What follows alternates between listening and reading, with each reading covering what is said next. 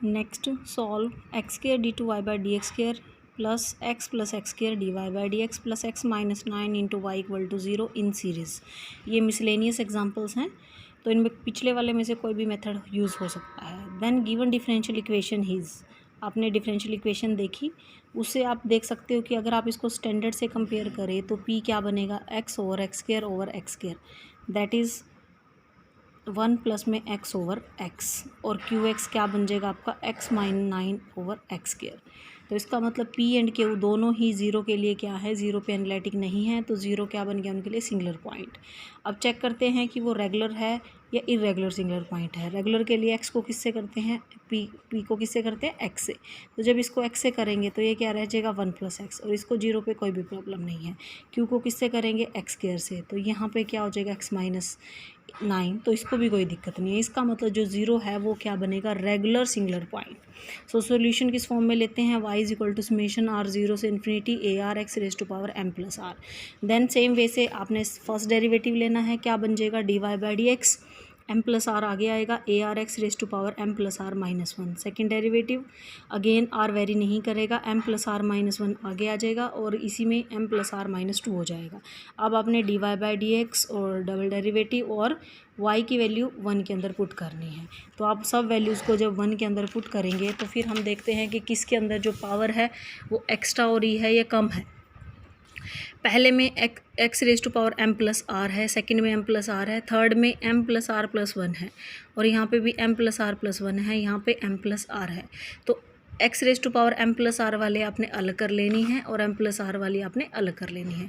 अब आपने क्या करना है, m प्लस आर में बनाने के लिए तो m प्लस आर प्लस 1 को शिफ्ट करना है, इंडेक्स को। आपने बस r को किससे रिप्लेस कर दिया, r माइनस 1 से। चाहे आप उसी तरीके से इसको क्या ले लेंगे, r प्लस 1 को k की फॉर्म में लेके कर सकते हैं। तो उसके बाद अब आपने इसमें शिफ्ट किया तो इसका r 1 से स्टार्ट हो गया, और इसका r कहाँ पे है, 0।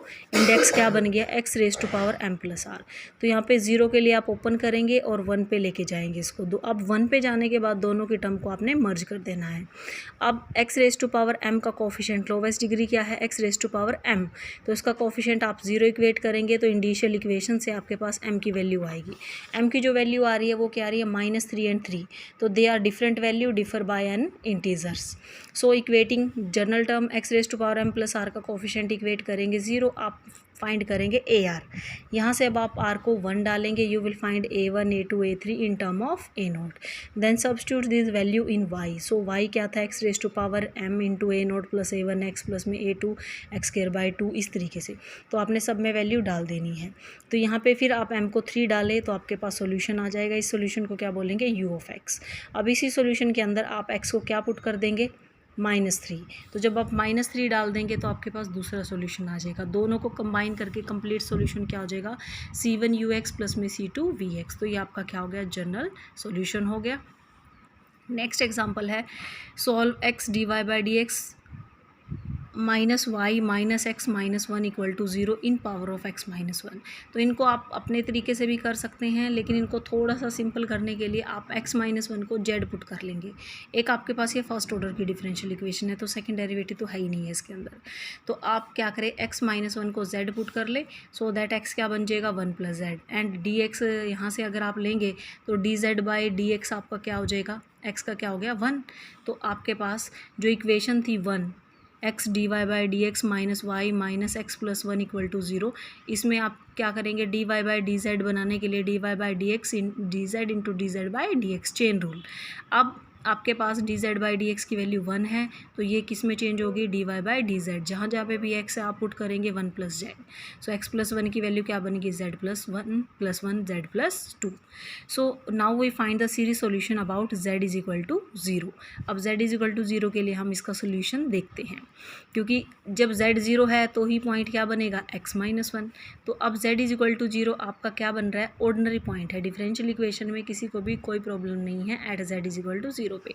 सॉल्यूशन क्या लेंगे, A0 A1 Z A2 Z square plus में A3 z cube and so on, that can be written m 0 to infinity AM z raise to power m। तो यहाँ सिर्फ फर्स्ट डेरिवेटिव ही लेना है डायरेक्टली। अब यहाँ पे m प्लस आर की फॉर्म में नहीं है, तो इसका मतलब यहाँ पे m वेरी करेगा, तो m 1 हो जाएगा और m पावर आगे आ जाएगी, z की पावर हो जाएगी m माइनस 1। जस्ट आपने y की और dy बाई z की, dy बाई dz की वैल्यू यहाँ पे पुट कर देनी है। तो आपके पास नई जो डिफरेंशियल इक्वेशन बनेगी उसमें आपने इंडेक्स को शिफ्ट करना है।